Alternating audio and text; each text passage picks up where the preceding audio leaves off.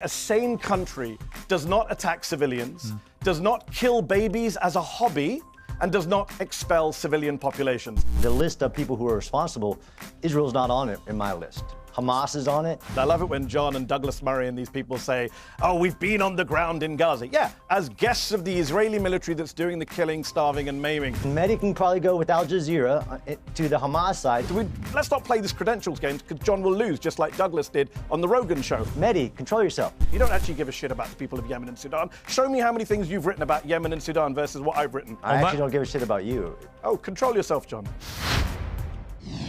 The bombardment is wholly disproportionate. The civilian death toll and suffering is intolerable. The denial of aid is unacceptable. These are not the words of democratic leaders about Putin's war on Ukraine, but those of the UK, France and Canada about Israel's ongoing offensive in Gaza. President Trump now says it's time for Netanyahu to wrap it up.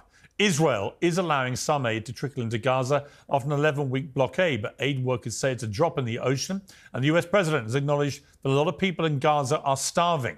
Shamefully, Hamas still holds 58 hostages and is watching the total destruction of Gaza and its people because it doesn't want peace and it doesn't value human life.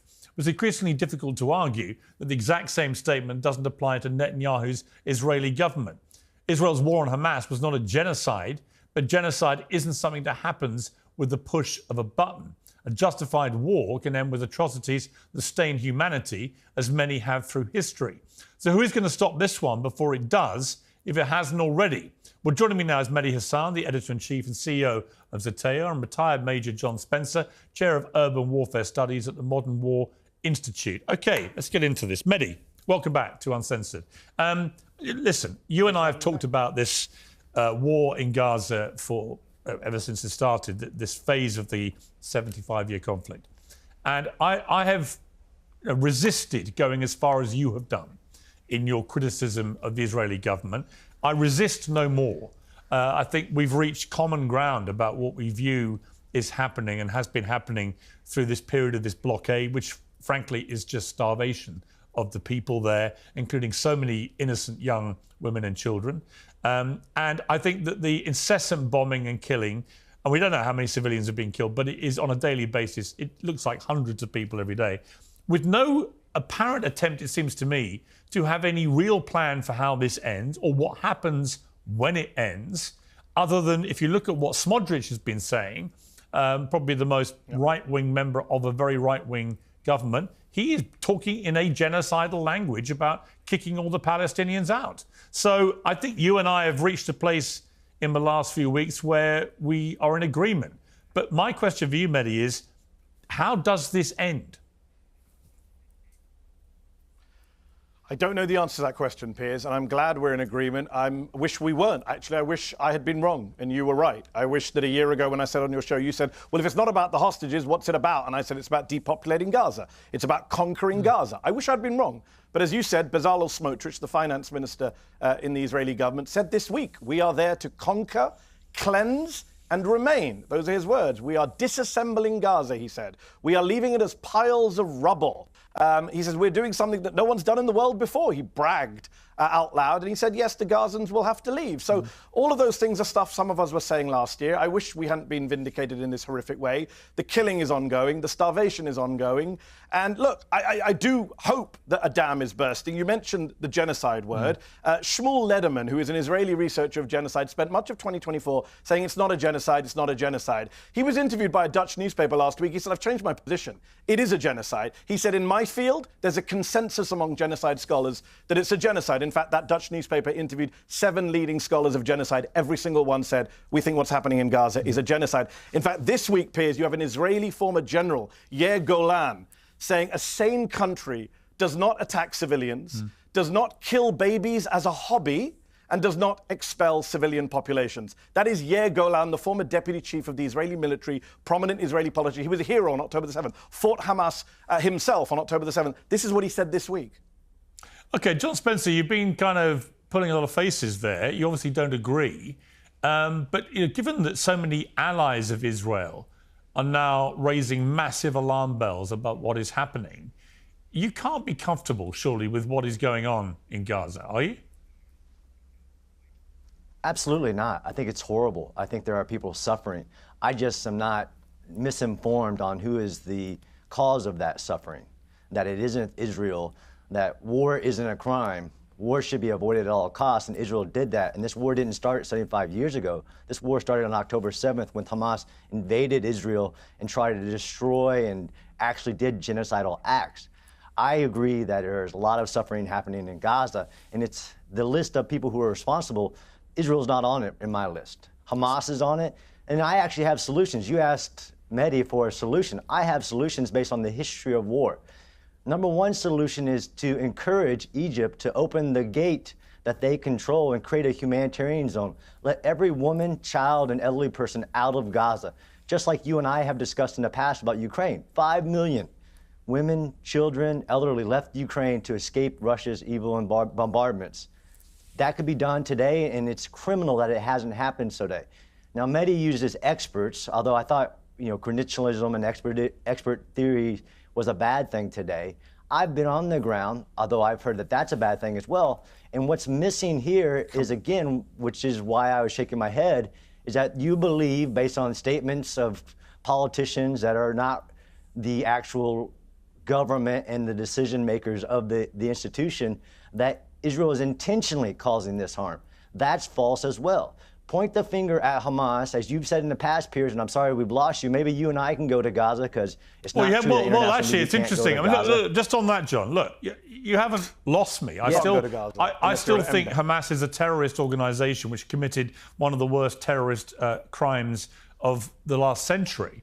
And they should absolutely no longer have any power in that region. They should absolutely be dismantled as a political force and the rest of it. I just see no evidence that Israel's mission statement to eradicate Hamas has worked. In fact, conversely, more and more reports are coming out that for every Hamas terrorist who's been killed, they're being replaced by 4 or 5 people who share that ideology. So the mission statement isn't working. And you say that Israel is not intentionally killing innocent people, but it knows it is killing a lot of innocent people. So its argument is we're going after Hamas, they're embedded in civilian populations, but they are killing a lot of innocent civilians every single day. And not just killing them, they're now starving them, which will also lead to deaths, which is a deliberate, willful act of trying to kill people. Would you accept that? It's a war crime. No, not at all. No. I mean, starving people? You can have your own opinions based on your assessment. Yeah, absolutely not starving people. So you're talking about the last 2 months of trucks not going in because Hamas was diverting it. Although the 42 days prior to that, 25,000 trucks went into Gaza. There is absolutely people hungry in Gaza. But Israel is not intentionally starving civilians. Is it trying to starve Hamas combatants in this war that was started on October 7th? No. The evidence doesn't show that.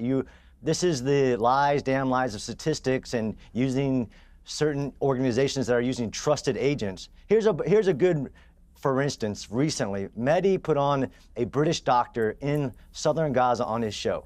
Maybe you've had him on, and he's talking about how bad the hospitals are. He's sitting in the European hospital in southern Gaza, where they just killed Mohammed Sinwar, who was in a tunnel underneath the hospital. This double standard about Israel, this double standard about war is problematic, Piers, and here's why. We're going to validate the practice of taking hostages. We're going to validate the use of your own population as human shields, because that's what Hamas is doing. Now, innocent civilians, of course, innocent civilians have died because Hamas does things like not let them evacuate when they're told to evacuate, like actually holding children in their arms while they shoot at the IDF. And again, we can go, and Mehdi can probably go with Al Jazeera to the Hamas side and look for ourselves on what you think Israel is trying to do. I also have what did you want Israel to do on October 7th? And had the world not stopped and done things like don't go to Rafah where the hostages are, where Yahya Sinwar is, all right, this war would be over by now. Okay, I'll bring Mehdi to respond. I mean, the one thing I would say is Israel's ongoing refusal to allow international journalists to operate freely in Gaza is a suppression of us uncovering the reality. You say come into Gaza. That's Actually, not true. Fox News. No. Israel Trey Yanks, Israel has CNN. barred almost every international journalist from getting anywhere near it. You know that, and I know that, and it's I'll be there actually for my sixth time next month. It's unprecedented for international journalists to be banned in this way from a war zone. It's unprecedented, and it does beg the question, John, why? Now, Mehdi, your response to what John has said there. Now, everybody knows how much I enjoy my tea, and I'm very happy to say that today's show is sponsored by Peak's Pure Fermented Teas. These are not your average brews. They're sourced from 250-year-old wild trees in the Himalayan foothills, which are untouched by modern farming. No pesticides, no fertilizers, just nature at its best. Pure delivers a full spectrum of prebiotics, probiotics, and postbiotics, just like the fermented foods found in longevity hotspots. It comes in crystal form, so there's no messing around. Just dissolve, sip, and feel the difference. It's trusted by health experts, including Casey Means and Dr. Mark Hyman. There's teas for all occasions, and they all support your gut health, metabolism, and cellular renewal. The next time you put the kettle on, ask yourself, is my tea working as hard as me? Peak's Pure Fermented Teas for the gut of a Brit and the longevity of a Himalayan monk. Get 20% off for life, plus a free frother and glass beaker with the Pure Bundle. Visit peaklife.com/peers. That's peak, P-I-Q-U-E, life.com/peers. I mean, I don't know how I can respond. So much gaslighting from the very beginning. John has been on the ground in Gaza, yeah, as an embed. I love it when John and Douglas Murray and these people say, oh, we've been on the ground in Gaza. Yeah, as guests of the Israeli military that's doing the killing, starving and maiming. And you've come back and done exactly what they wanted to do. You've done their propaganda for them. Journalists have not been allowed freely into Gaza. That's why every major media organization on planet Earth has said to the Israeli government, you must allow journalists in. The Palestinian journalists who are there have been killed in record numbers. Of course, Piers, you're right. They want to hide what they're doing. That's why they're killing the journalists there and blocking the journalists from coming in. This idea that he's been on the ground. Yeah, I did interview a doctor, a British plastic surgeon, Dr. Tom Patoka. And by the way, he wasn't in the European hospital because the hospital got bombed by Israel. So he was in another hospital, and he talked to me about how he has to treat patients who have maggots in their wounds. He has to treat patients without limbs. He has to treat children. I've interviewed multiple doctors on the ground in Gaza, actually in Gaza, not hanging around with Israeli military. And they've all said the same thing. American doctors, British doctors, Canadian doctors. They've all talked about how many kids they saw with sniper bullets to the head and chest.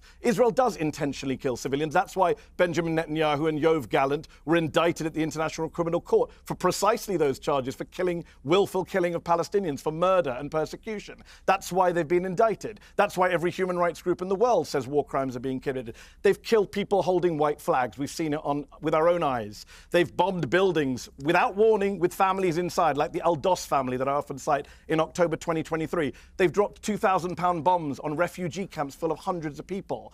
They have killed 7 aid workers in a clearly marked World Central Kitchen aid convoy. They've bombed World Food Programme convoys, leading to Cindy McCain, the wife of the most pro-Israeli senator of my lifetime, to come out and condemn Israel for attacking aid workers. John wants you to ignore Cindy McCain and British and American doctors and human rights groups and your own lying eyes watching people with white flags being gunned down. He wants you to believe him and his Israeli military minders. OK, Mehdi, before we go back to John to respond to that, the question that he raised, and I think I've asked you this before, but I'm still curious about, given the way this has all played out, how should, and I saw Bassem Youssef being asked this on trigonometry last week, I think it was, and he struggled to answer. How should Israel have responded to a terrorist attack, which, just to remind viewers, over 1,200 people were murdered, nearly 7,000 more were wounded, over 250 people, including babies and Holocaust survivors, were kidnapped and taken hostage, and many of those have died. How should Israel have responded to the biggest attack on its people and its land since its existence?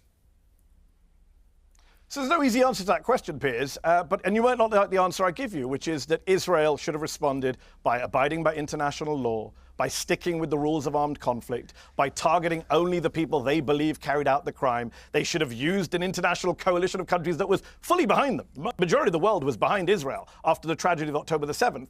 And by the way, I have a longer memory than maybe some people in this country. After 9/11, I got asked the same question. Well, what should we do if we don't bomb Afghanistan? What should we do if we don't go after bin Laden, etc.? How did that work out? 23 years later, your pal Donald Trump, Piers, is taking pictures with the former leader of Al-Qaeda, who's still on a globally designated terrorist wanted list, right? That's where we came. The war on terror was a complete failure. And some of us who saw that, and by the way, Joe Biden even said this in one of his more coherent moments, he said Israel should learn from our lessons. Israel did not learn from the US lessons. And actually, even if you forget about all the innocent Palestinians they killed, even if you don't give a shit about the people of Gaza, even if you only care about the people of Israel, Israel's not any safer today. Israel is not winning this war. John said on Times Radio a year ago, I went back and checked, March of last year, John said, we're very close to winning. Israel's close to victory. Over a year later, they're not close to victory. They're just starving children and denying baby formula. And the former Israeli general who ran the Gaza division said a few months ago, Hamas is winning this war. So they've not made themselves any more secure. I don't have some perfect solution for what they should have done on October 7th,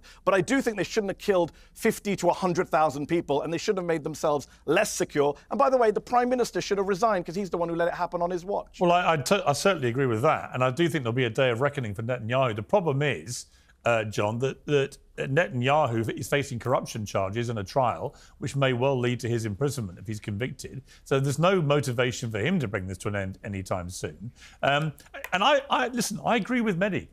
You know, this was supposed to have been a war that Israel, with its massively superior military, could have ended quite quickly. My question for you, John, you're a military expert, is when you look at the way that Israel went after Hezbollah with that extraordinary pager attack that was unleashed on 3,000 members of Hezbollah, you think if you've got the capability to do that through Mossad and your other agencies, there were only 25,000 Hamas terrorists, we believe, at the start of this war. Why could they not have deployed similar sophisticated technology in a way that did not involve the mass slaughter of so many civilians in a place where the population is 50% under 18? Sure. I mean, not to say that experts are a good thing, but Mehdi has said he doesn't know much about military affairs, but he does talk about it a lot. So in your question, it's pretty easy to answer, is that it's a clear sign that Israel did disengage from Gaza. And the human intelligence that was required to pull off a historic pager operation against Hezbollah couldn't be replicated because Israel didn't have that level of intelligence in Gaza because it had disengaged and allowed Hamas to build this, what is a military challenge no military has faced in the history of really any war. And the fact that Hezbollah did let the civilians get out of southern Lebanon as the war began against them is a telling marker of why people can't understand what's going on in Gaza. Now, you didn't ask me the question of what Israel should have done, because I actually teach urban warfare at this scale. I've actually studied the history of urban warfare from Stalingrad to Fallujah, Mosul, Mawar, you name it. And when I said those statements on Time Radio, if the world would have allowed Israel to continue, 5 divisions going heavy against Hamas, moving civilians out of harm's way, we'd be in a different place. And this hypocrisy of the numbers, right? So there's 3 types of lies, damn lies, and statistics. There's been 85,000 children under the age of 5 who have died from starvation in Yemen since the Yemen civil war. I don't see protests and I don't see daily coverage on what's going on in Yemen where there's 2 million people actually starving. So I actually know what is possible to achieve the goals that Israel set, and I've interviewed Prime Minister Netanyahu myself. The goals haven't changed, and they are achievable, and if you don't achieve them, you're only going to continue the cycle of violence. And had the world not stopped Israel back when they said, don't go to Rafah, you can't use big bombs against people in tunnels. This is crazy on what we're setting the standard for. This Israeli standard for war, if it continues, any nation trying to defend itself after being an attempted actual genocide against its people won't be able to. So I'm saying that Israel has done more to protect civilians in war, even when Hamas, who uses human sacrifice, is trying to get civilians killed. And they say this isn't John Spencer's word. Israel's done more to protect civilians than any other military in any comparable situation. against something that nobody has seen is this evil of Hamas. But if you're right, John, if you're right, why are so many of Israel's allies now turning on Israel? Why is the UK calling it morally unjustifiable?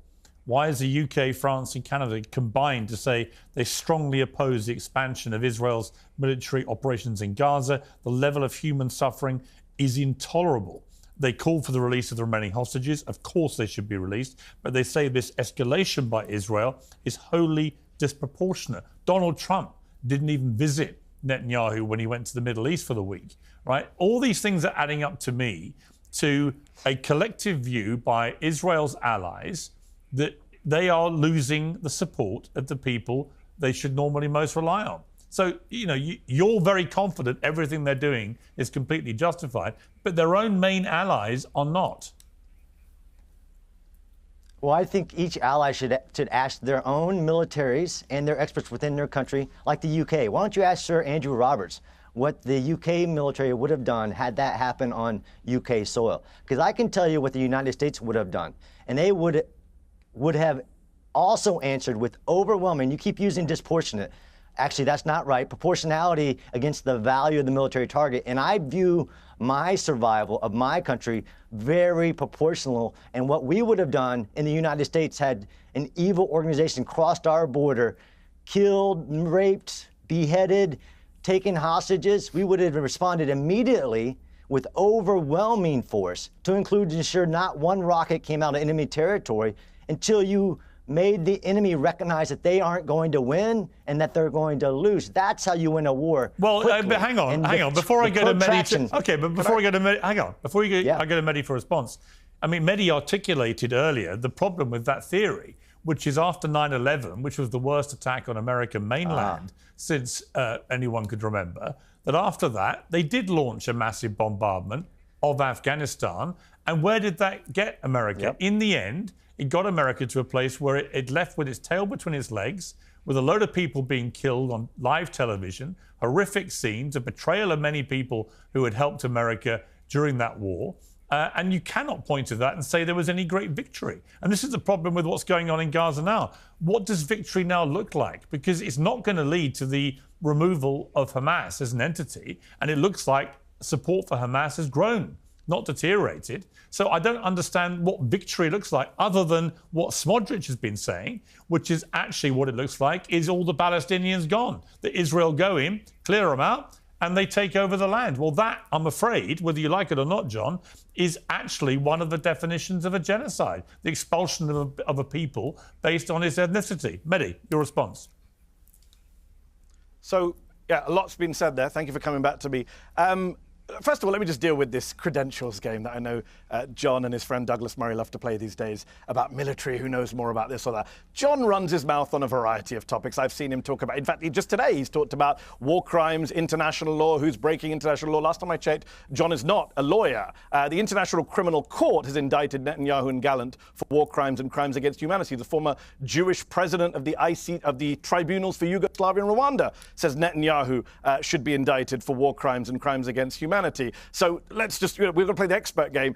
John's not an expert on genocide. The actual genocide experts, the president of the International Association of Genocide Scholars says Gaza is a genocide. The leading Israeli scholars of the Holocaust, Omer Bartov-Brown, Amos Goldberg at Hebrew University, say Gaza is a genocide. John's not an expert on targeting terrorists. The guy who led the attack on ISIS, the American Master Sergeant Wes Bryant, has said John doesn't know what he's talking about. So let's not play this credentials game, because John will lose, just like Douglas did on the Rogan show. Let's talk about substance. John said a year ago, we're close to winning. He talked about not being allowed into Rafah. Rafah has been destroyed. Have you looked at any pictures recently? It's flattened. You don't need to go there with the IDF to see that they flattened Rafah. They flattened most of Gaza, and they still have not won, quote unquote. It's absurd to say that Israel was held back. Is this the new stab in the back? This is the new bullshit defense. The former Israeli ambassador to the United States said recently, thank God Joe Biden was president while this was going on. He gave us everything we wanted. He never asked us to stop. He never asked for a ceasefire. America gave Israel everything it wanted, and they went ahead and decided to, you talk about killing Hamas commanders. They dropped a 2 2,000-pound bombs on October the 31st, 2023, on the Jabalia refugee camp, killing over 100 people, to kill one guy, Ibrahim Biari, who wasn't even there, a Hamas commander. They killed over 100 people with two 2,000-pound bombs, which incinerate everyone within 100 square feet and damage everyone within 1,000 square feet. That is not targeted warfare. That is not proportionate. That is not legal. And we've seen that play out now over 20 months. And as you said at the start of the show, as I said, the dam is breaking. The Spanish Prime Minister has said Israel is a genocidal state. The Brits, the French, the Canadians that have backed everything Israel done, Britain continues to arm Israel, are saying this is intolerable. Donald Trump, as you've said, Piers, wants this done, wants this over, isn't a fan of Netanyahu. Not that I have any trust in Trump to do any of the right thing. And I think the reality is, look, everyone can see with their own eyes, there's no justification ever for starving people. Since March the 2nd, to not allow baby formula and diapers in, only a sociopath would support that. And John's very smart, he's very eloquent, he comes on here, talks with stats, cites law. Back in Israel, the Israeli politicians and the Israeli journalists are saying openly genocidal things. They are saying everyone in Gaza is our enemy. They are saying we're to get rid of everyone from Gaza. They are saying Gazan babies are not innocent. That's what they say on Israeli television, if anyone bothers to watch. Yeah, and actually, John, there was a piece in the Jewish News in the UK published yesterday, which was without a doubt the most critical piece I have read by a mainstream Jewish newspaper in this country ever. And it was very critical of the Israeli government and its strategy. So I think this idea that what they're doing, the government, has widespread support now from Israelis or Jewish people globally, I think is actually beginning to be proven wrong. I think there's a lot of uprisings now of people saying enough, because they can see there's no end game. No one really on the Israeli government side has explained what is going to happen when this war ends, or indeed what victory looks like. And I just don't understand. I mean, look, you're a war expert. If you don't have a victory, what happens? So you have continued war. So this is, I mean, there was a lot there that Mehdi talked about. And if you have to quote a master sergeant as your expert, as you're trying to say that I'm not an expert, or the other people that you list, while you're saying I'm not an expert, he's the guy who literally, led the effort to kill ISIS. Yeah. But okay. Don't interrupt me. I didn't interrupt you. But you're not an expert. Fine. I'm not an expert. Fine. But history, the military tactics, you say, Piers, what does victory look like? Yeah. Exactly the standards. Every hostage brought home. Hamas not in power, both military or political power in Gaza, and there's something else. Now you have actual, great, quote, Israeli press. That's the beauty of a free press. People can say what they want and get it published. You have people voting with their feet in Gaza right now saying, Hamas, we don't want Hamas. What you have, what victory looks like. Now, I can tell you historically what it has ever looked like and what did it take to defeat another military. Take the Korean War. 2 million civilians died in the Korean War. 54,000 civilians a month for every month of that war. Do we call that a genocide? Do we call it illegal? No. Israel does follow the law of war and goes way beyond the legal obligations, like feeding the enemy's population, because as of right now, trucks are rolling in, even though they've tried to figure out a plan to get the food away from Hamas. And again, point the finger at Hamas. Point the finger. Mehdi, control yourself. Open the gate to Egypt, create the biggest displaced person camp just on the other side of the gate, and get the women, the children, and the elderly out of harm's way, and then destroy Hamas. That's victory, so that it never threatens Israel again. Go to Sir Andrew Roberts on the history of when you start a war, when you lose a war, you actually do lose the right to govern your population. You do lose the right to subjugate your population, because the billionaires in Qatar don't care how many people in Gaza are dying. Okay, Mehdi, final word to you. I mean, look, we can argue about what victory looks like. We can also argue that a victory shouldn't involve a genocide, right? That's been my consistent position from the beginning. Don't kill civilians. Don't intentionally harm civilians. When the former head of the Israeli military, the former Israeli defense minister, not some lefty, not some anti-Semite, Moshe Yaalon says last week, we're doing ethnic cleansing. We're sending our soldiers to commit war crimes. We're losing touch with our Jewish values. That's what Moshe Yaalon, a hawk, the former head of the Israeli military, said last week. There's a reason he's saying that, and there's a reason John Spencer doesn't want to engage with that, because Israeli generals are saying it themselves. We've turned killing kids into a hobby. The world can see. I thought we're not interrupting, John. The world can see what Israel is doing. Israeli generals can see. And by the way, one last point. Please don't go and invoke Yemen to score your points. I think I've spoken and written more about Yemen than you ever have. People like you only ever come along and cite Yemen and Sudan to defend Israel. You don't actually give a shit about the people of Yemen and Sudan. Show me how many things you've written about Yemen and Sudan versus what I've written about Yemen and Sudan. Okay. I actually don't give a shit about you. I care about civilians. Oh, control yourself, John. Thank you, gentlemen. We nearly got there without going ad hominem, but we fell at the final hurdle. But it was an interesting debate. Thank you both very much. Piers Morgan Uncensored is proudly independent. The only boss around here is me. If you enjoy our show, we ask for only one simple thing. Hit subscribe on YouTube and follow Piers Morgan Uncensored on Spotify and Apple Podcasts. And in return, we will continue our mission to inform, irritate and entertain. And we'll do it all for free. Independent, uncensored media has never been more critical, and we couldn't do it without you.